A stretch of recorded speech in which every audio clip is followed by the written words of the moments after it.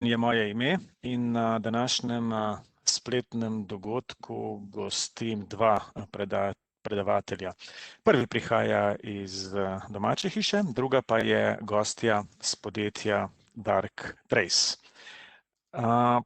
Torej, začnemo s standardnim delom napovednika in rdečo nitjo, s čim se pravzaprav ukvarjamo na teh spletnih dogodkih in pa mala množica njih izvedenih v preteklem letu. Danes konkretneje o e-pošti in pomoči umetne inteligence, čeprav nas kar nekaj trdi, da nam pameti ne manjka oziroma jo imamo še preveč, kar pa pogosto seveda realnost postavi v čisto drugo perspektivo. Torej, Darktrace in kako si lahko pomagamo pri varovanju elektronske pošte s pomočjo umetne inteligence. Kako gre torej zgodba? Klasična v stilu starih kavbojk, bitka med dobrim in zlom. Na eni strani napadalci uporabljajo algoritme, na drugi strani se branimo prav tako z algoritmi, dokler seveda to gre ročno.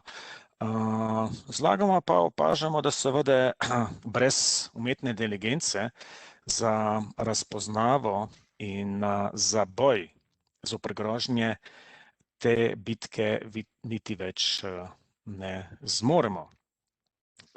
In bodi dovolj za uvod in ker je tokratno predavanje organizirano s pomočjo gostja iz tujine, preklopimo na mednarodni jezik. So, be it more than enough for the introductory, let's continue in English. My colleague Simon is to take over with a short explanation on how the Darktrace tool is implemented at the SRC, followed by the main guest speaker, Mariana Pereira, coming from Darktrace. And let's seize the opportunity to share one recommendation from the IT consulting conference a year and a half ago.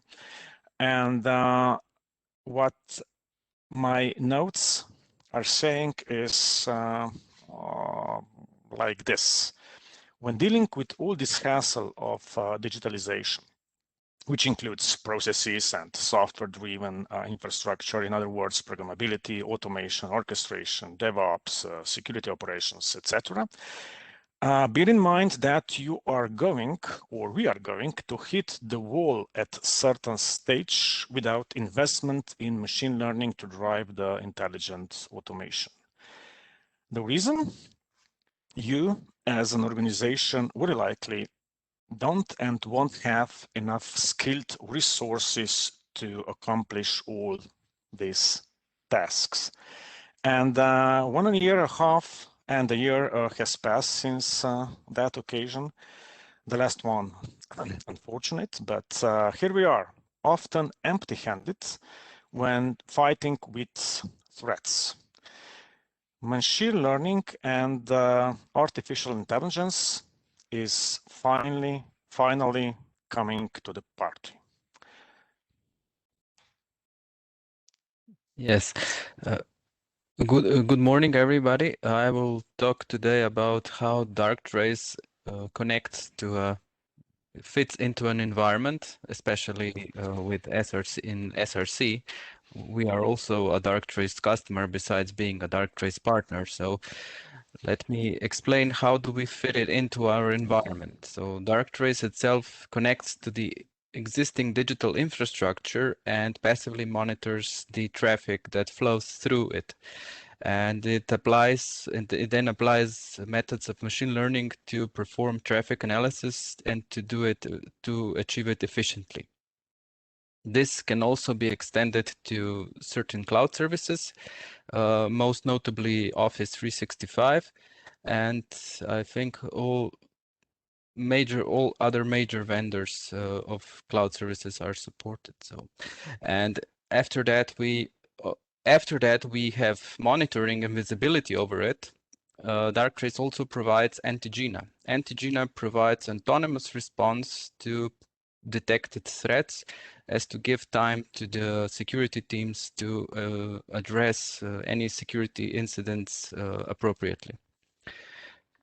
Next slide, please. So how does it work? Darktrace first establishes the baseline or so-called pattern of life for each monitored device in an environment. This initial learning takes up to 2 weeks, but the more it learns, the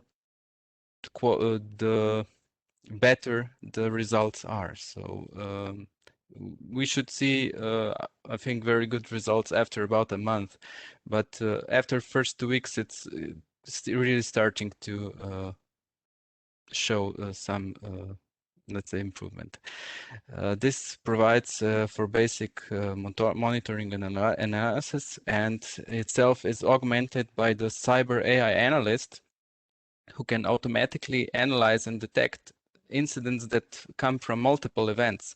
So basically, when the chain of, let's say, disparate events or different events occur, it can be connected to a single incident to note it as something that is critical. And this solution can cover both IT and OT solutions in a single OT environment, in a single solution, so that it's more cost effective to the customer. Next slide, please. Let's explain how does it fit in a scenario where we use MDR, Managed Detection and Response, or SOX services. It is used to cover blind spots that are left by other solutions, because traditionally we monitor with security monitoring solutions, we monitor what happens on the firewalls, and this does not give you insight into traffic within segments. Darktrace addresses that by giving you visibility over what happens within certain segments that would otherwise be missed.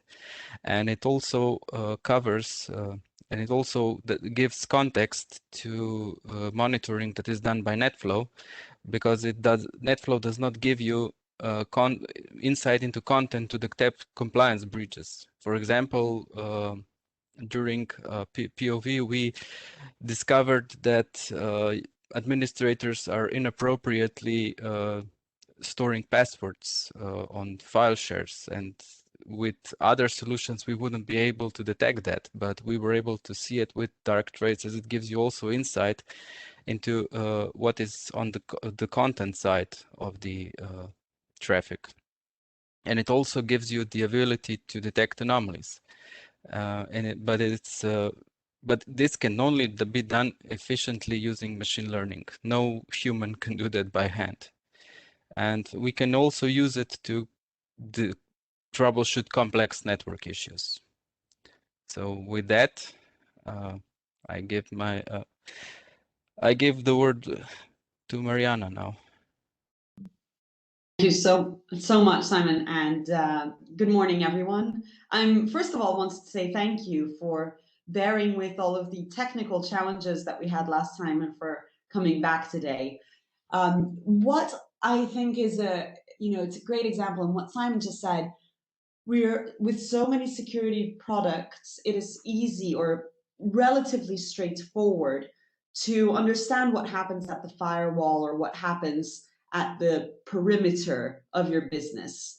But one of the things that I think many businesses struggle with is trying to establish really what is inside the business and what is outside the business.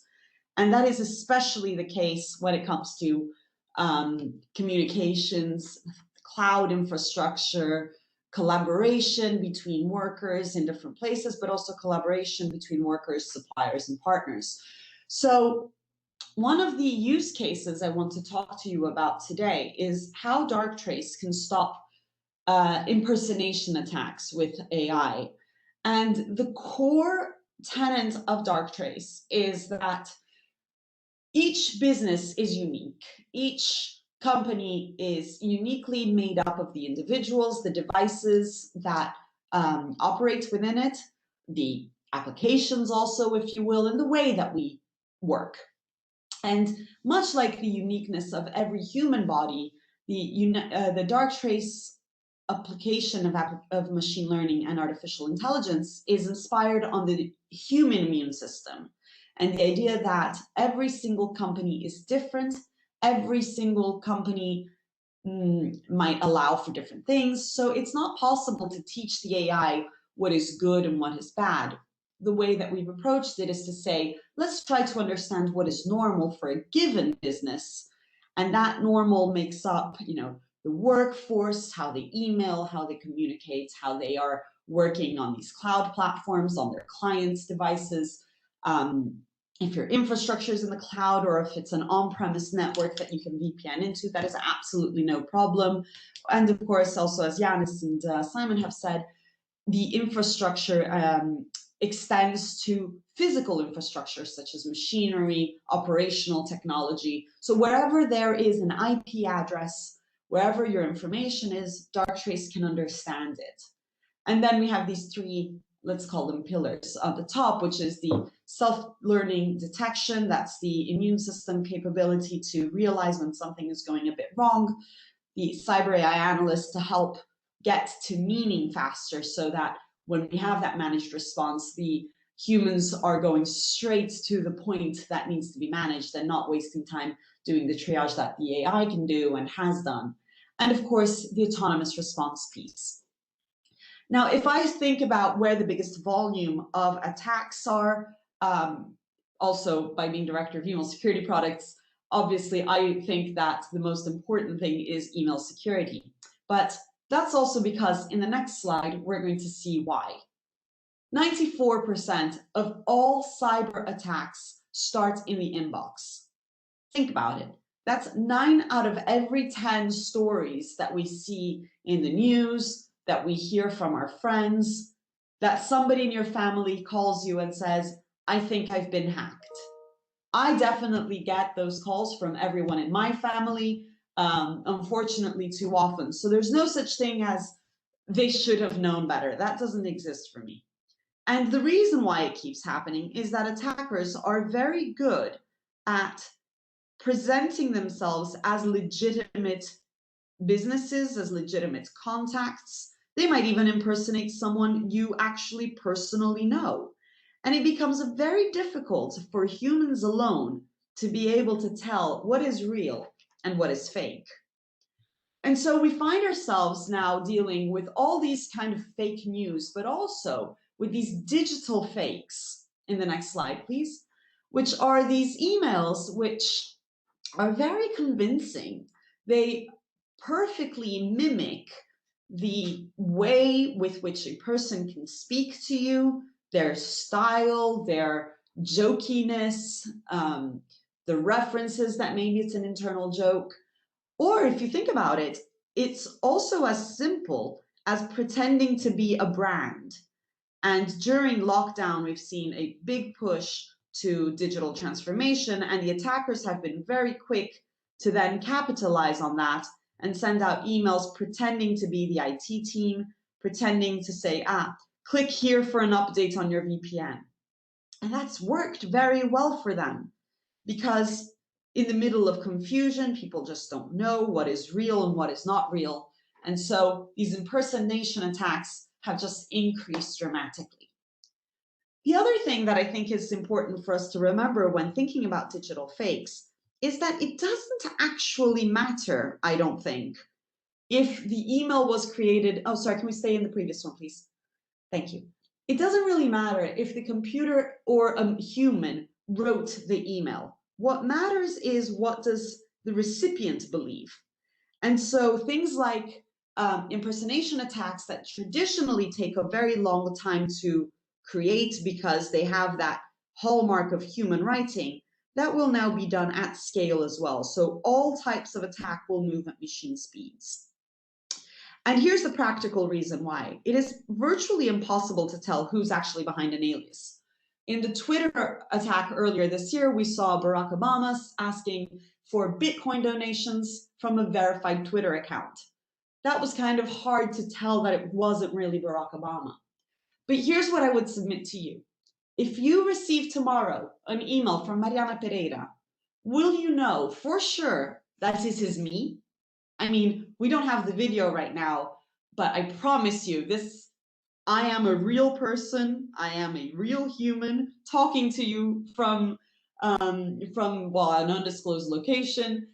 But there are more than 4,800 Mariana Pereira on LinkedIn. It is a pretty common name in Portugal, in Brazil. And so there is a big challenge of how do you know which Mariana Pereira is writing to you? And this is why impersonation attacks are very, very successful. We're going to quickly see now one example of how this plays out. We had in Twitter a tweet that was sent by Eleonora on the left-hand side. Unfortunately, Eleonora's email had been compromised, and an attacker used her email to send out a whole bunch of emails with an invoice attached. And Eleonora noticed this and took to Twitter and sent out messages and emails and text messages to all of her contacts to say, don't believe it, it wasn't really me. And where even, you know, she's playing catch up, essentially. The damage has already been done to some extent. The emails have already gone. But rather than wait and find out if it was or wasn't Eleonora, the AI was actually able to detect immediately that there was something strange, there was something unusual about that email.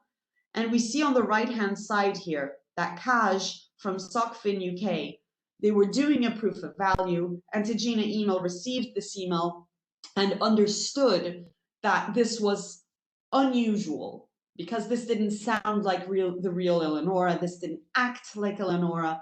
And so the AI autonomously blocked this email from arriving to the users and protected SOCFIN UK. And this is very powerful. If 2020 was the year of fearware, 2021, I think, is the year of trustware. Let's go to the next slide. People ask me, what on earth does this have to do with cybersecurity? Well, it's about the communities we live in. It's about trusting your vendors, trusting your suppliers, trusting the people and the emails that you are receiving that are legitimate and they're part of that digital ecosystem that we operate in. And that is the same trust that attackers are taking advantage of in 2021, because it is so hard to tell who is actually behind the email. The email threat landscape, which was already as I said, 94% of all cyber attacks came in. The email threat landscape has changed again this year and will continue to change. Let's think of how in the next slide. Some quick points to remember. First, everyone is on social media. Social media reconnaissance is pretty easy to do. Microsoft 365 account takeovers have increased in frequency. Passwords are being sold on the black market, either through a phishing attack or through credential theft or through just password guessing. People are taking over the accounts of legitimate users and using them to impersonate those users or those brands. From the SolarWinds attack through to every single subsequent attack in 2021, we've seen the power of supply chain and domain spoofing. I would say all of these are impersonation attacks. And generally speaking, email security, the way that we know it, it just cannot keep up. Why not? Well, fundamentally, it keeps asking the wrong question. Legacy tools, and we'll see this in this next slide, this is really, really important. They are missing these threats because they are asking if an email is good or bad. And that's the wrong way to think about securing your environment. We don't have absolutes. We've seen this in cybersecurity for years. This is how Darktrace has come to the party of cybersecurity, because we've realized that it's very difficult to establish clearly a perimeter of what is in or out, of what is good, what is bad. So the idea that you can keep the bad stuff out just does not work. Instead, we need to move to a different question, not if it's good or bad, but ask, does this belong? Perfect on the slides, Yanis. Thank you. Does this belong? Does this email belong given what I know of the business, given what I know about the user? This is the immune system for a corporation. This is your enterprise immune system. An AI that can understand that self and can change throughout time, that can respond just like the human immune system with digital antibodies and respond autonomously. Because we cannot predict what the next attack will be or how it will be. We just know that it will present itself as something a bit unusual. And that is how we're also able to detect unknown threats or 0 days. And of course, we need to do this across the entire digital business. It's no good at stopping attacks in one part of the business and not the other. I would say email is where to start that journey with AI because it is where most attacks are starting. But remember, this is the same approach that takes care of your entire digital infrastructure. So what does this mean in practice? This is time-saving artificial intelligence that is self-learning and self-adaptive. It is AI that presents its findings with a cyber AI analyst or even just an email. If you wonder, why did the AI do what it did? Yes, we have the tags. We see it here in this little screenshot. On the left-hand side of the screenshot, you see held, you see it's out of character, solicitation, suspicious attachment, but it's a known correspondent. This could be the AI's interpretation of Eleonora's email. It was a known correspondent, but there was a very high suspicious attachment. It was very out of character. And so these high-level metrics help you understand very quickly what has happened, but the AI also provides a summary of why it took the decisions that it took. Let's look at the same type of attack from the AI's point of view. So this is a different company. This is not Eleonora, and this is not Sockfin UK. This is a company in Australia.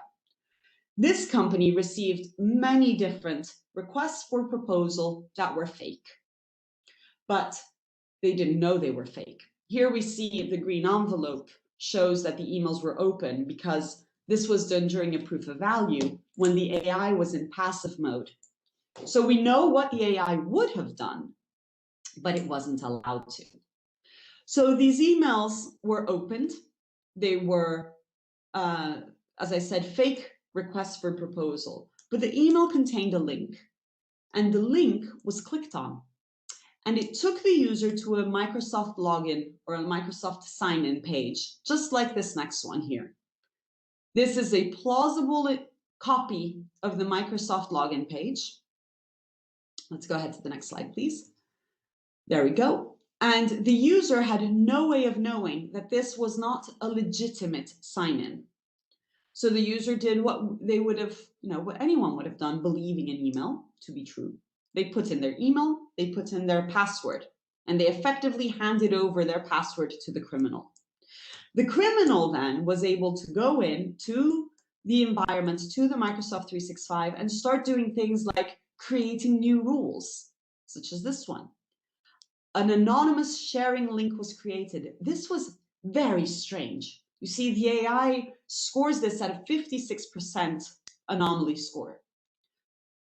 Yes, it says that it was Paul Peterson, but we know that this wasn't really Paul Peterson. Notice also the date, the 12th of August. This was the day after those emails. So the attacker had a whole day in which they've been going into Paul Peterson's account, creating rules. Then let's go to the next slide. What did they do once they've seen everything they needed to see? On August 13, in a 25-minute period, Paul Peterson's account sent out 1,685 emails. First, no human, I think, can send that many emails. Obviously, there was some automation. The attacker had fully taken advantage of these compromised credentials, took over the account, and sent a large number of emails pretending to be Paul. How do you know that it wasn't really Paul? That's the cycle we're trying to break. And AI can break this cycle at any point. The AI was telling us from the beginning, these are unusual emails. The AI told us in the middle, this is unusual for Paul Peterson to create a rule. And the AI is telling us now that this is unusual for Paul Peterson to be sending this number of emails. So for me, this example is the best collaboration between humans, AI, and modern technologies of cloud. Let's put it all together. And what does this mean? It means that the AI needs to understand the human and ask the question, does this belong to this human? Does it belong to this company? Is this part of the pattern of life? It needs to adapt on its own without us having to reteach the AI every day what is normal. And we saw this in the switch to remote working. We all had a bit of a shock. We all adapted, and the AI adapted too. All of our customers found that the AI also had a moment to adapt, but we didn't have to rewrite the rules for how businesses were run or what policies were being permitted by the AI. And of course, it's built for the cloud. When you work with Antigea email, you don't need to be doing any MX changes. We use journaling and API access. It takes 5 minutes to deploy. One of the partnerships, apart from, of course, with SRC, but one of the partnerships that we at Darktrace are very proud of is the collaboration with McLaren Racing in Formula One. And I think that this is a key example for us to think about the impact of speed. Speed on the racetrack, speed off the racetrack. Humans in the driving seat, helped by the AI that can decide and augment the human teams to try to figure out what is real and what is not real. One of the McLaren C-level executives received this email during a race weekend at Imola. Ed Green told us in a blog that they co-authored. We see here a screenshot of a DocuSign and the Antigea email interpretation. Next. Oh, well, we will see it later. Let me just switch over to the demo then. Sorry, my apologies. We will come back to McLaren. Very quickly, what I want to show you is 2 slides of the interface. Whenever we do a demo, I always think that it's a bit of a strange thing because we never do anything. We are actually just showing you what the AI has done. Here is the Darktrace Antigea email interface in the next slide. This is a very quick overview of what's happening within your ecosystem. And this is very powerful because, as Simon also said, in 1 week and 2 weeks, you can see this with your own users and with your own email. Who is being attacked? Who is behaving anomalously? In this situation, Kate Wilson in the middle of the user anomalies graph, that's everything that is inbound, that's everything that your company is receiving, and it's everything that it's getting past your gateway. It's hitting your email server, and we are journaling a copy. If we have a look at what Kate Wilson is receiving, we will click on the filter and logs, and we will see the following screen. These are all the emails that Kate will receive in the next screen. Perfect, thank you. Here is all of the different anomalous emails on the left-hand side. There are different degrees of threats. There are different reasons for which each of these emails might represent a threat to the business. But you don't need to guess. It's all very clearly explained with the tags, with the narrative, 100% visibility. It is very easy to understand why the AI did what it decided to do. So whenever we're doing a demo, it's more like, this is a demo of what has happened. The AI has already blocked it. It has already neutralized the threat. We are just going in to understand why, what, when, and think whether or not there are extra policies, if there are other ways in which we need to be thinking of how to keep our users safe. Let's go back to those examples in the next slide. First off, not every new email or new sender is necessarily a threat. especially in a time where email represents 100% of the way we collaborate, also with new partners, we need to allow, and the AI needs to understand that new is unusual, but new is unusual that belongs. And here we have Patch, which is a website that sells plants. Roberta is an executive, a marketing executive at this company, and signed up to the newsletter. Roberta was the first person ever to receive a newsletter from Patch, and we see it here in this next slide. The newsletter will come through on the left-hand side, welcome to Patch. On the right, we see the AI interpreting that it is rare at the 99% nobody, except for Roberta, had even been to the patch.com website. But that interaction gave context. So the AI knew to contextualize the fact that this email is being received following the fact that Roberta had visited the patch.com website. This is a tiny example, but very powerful, of that contextual understanding that the AI does to allow this not as a good or a bad analysis, but an analysis of belonging. The last screen I want to share with you here is the email that the McLaren team had received at the race weekend at Imola. We see it here in the next slide. It's a DocuSign. Hey, there's an urgent email, please. You know, the subject line was, please sign DocuSign. The accounting sent you a document to review and sign. When you're dealing in a high pressure environment like is the Formula One race weekend, the last thing you want is to have to determine if something is real or if it is fake. Remember the meerkats. You are trusting your suppliers and you are trusting your vendors. And if you are used to receiving DocuSign, if you are accustomed and you recognize it as a legitimate sender, odds are that you will believe that this is a normal email. There is nothing on the email itself to tell the human that this is a fraud. But the AI is not so easily fooled because it has so many more metrics, so many more data points that we just cannot even comprehend. What appears legitimate for the human appears as 100% anomalous for the AI. And the AI quickly has decided a number of things. Move it to junk. No, wait, lock the link. No, wait, double lock the link. There is revision, there is context that the AI is showing us. There is no way that we are going to be falling for this because it is simply not even going to be a possibility for that executive to click on it. So let's use artificial intelligence to defend. The attackers are using it to attack. Thank you for your participation today. If there are any questions, please feel free to reach out to me or the team at info@Darktrace, or contact us through Yanis or Simon. And remember, everyone, that this is technology that is already being used, including by our partners here today. And I would encourage everyone to give this a try.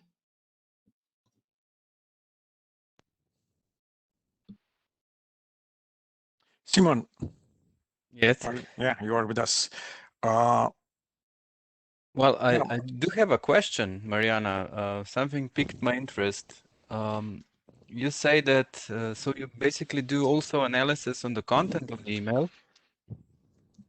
Yeah, so the AI, when the email is unencrypted, the AI is doing the analysis of all sorts of parameters, from the subject line to the attachment and some level of natural language processing as well, so that we can understand things like solicitation requests, or when something is out of character in the language of the subject line, for instance.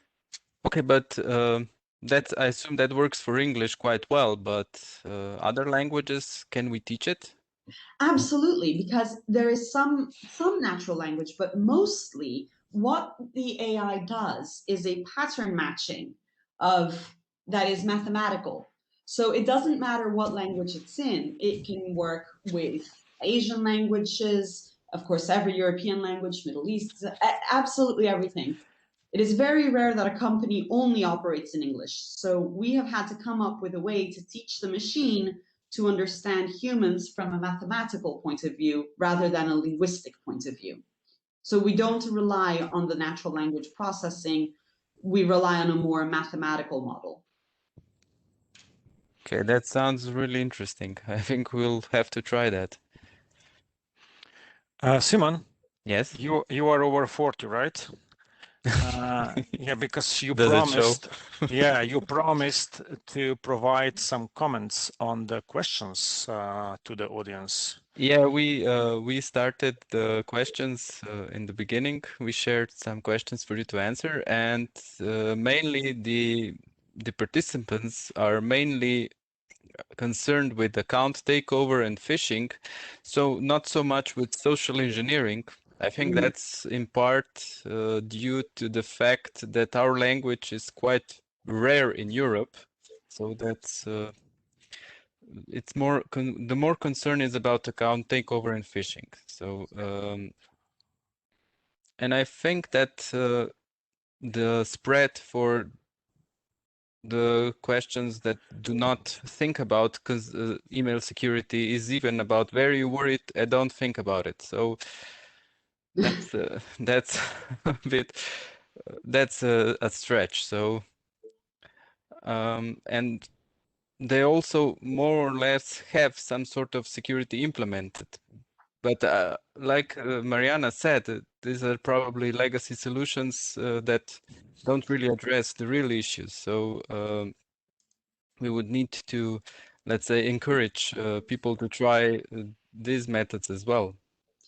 Can I say something? I think that's very interesting that you have both a concern about phishing as well as this implementation of legacy solutions, because obviously if the concern exists is because we realize that those phishing emails are still coming through, right?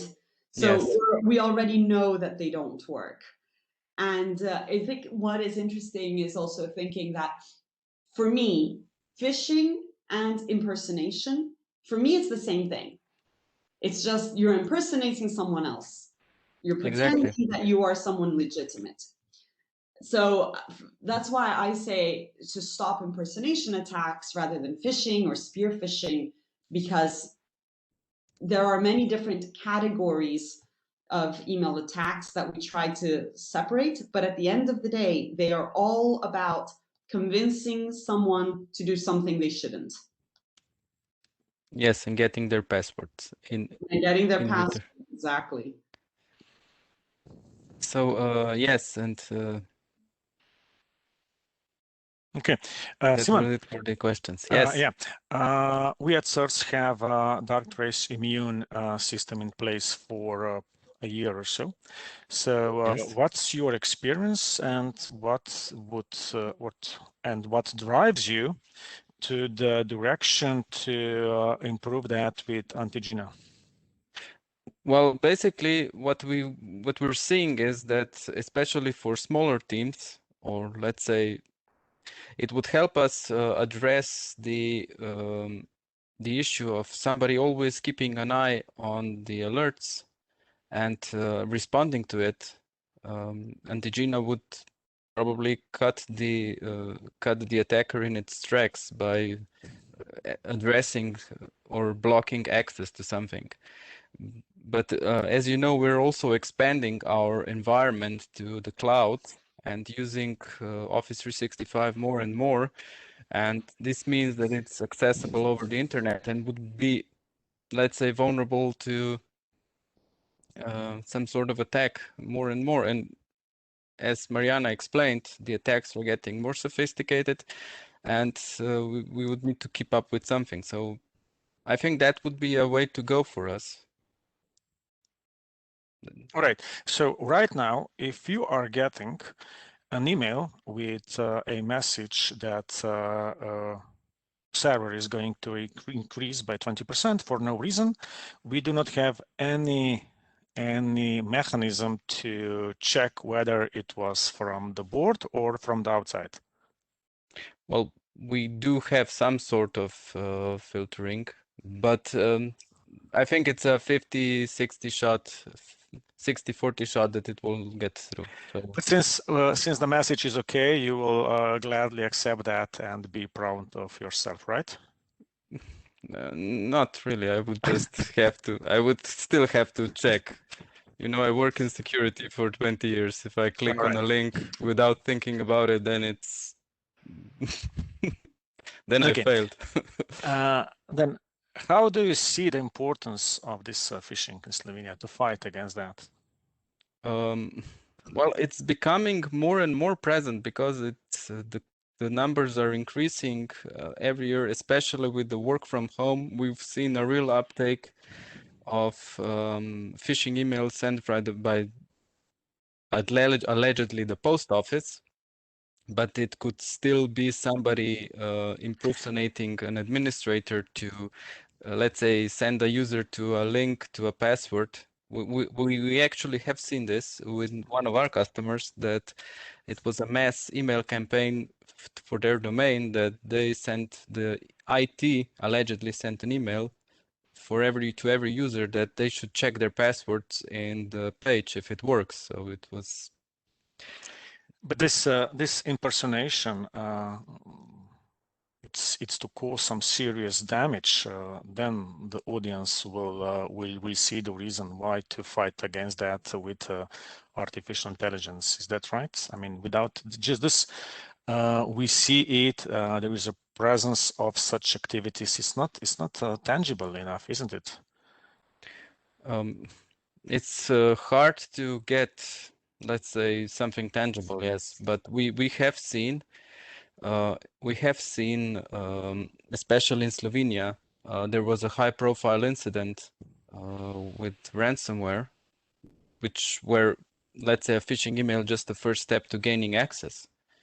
And like Mariana explained, 94 of these attacks start in the inbox. When you have, let's say, a determined attacker, it's just a way to getting the foot in the door and expanding their access to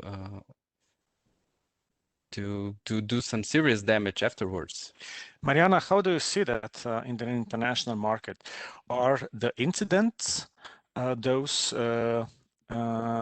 which triggers the actions, or is it general awareness enough? No, general awareness is certainly not enough.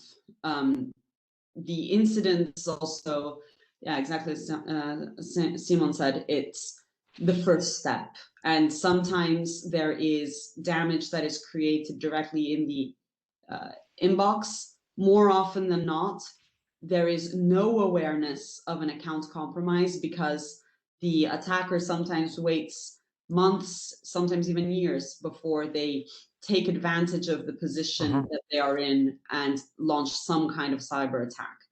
And remember that even without an activity, it can be very damaging to a company just to have secrets be shared.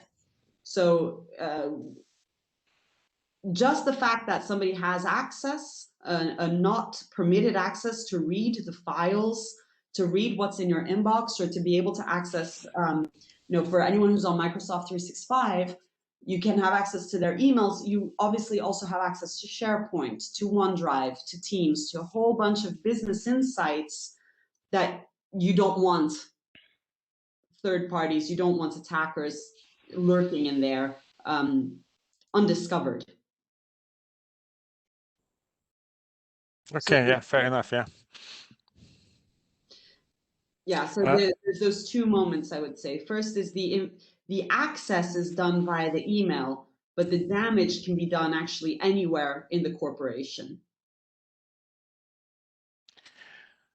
Let me just check whether we have any questions from the audience. Right, okay. I do not understand Toto. It's just Alesh is acknowledging whatever, yeah.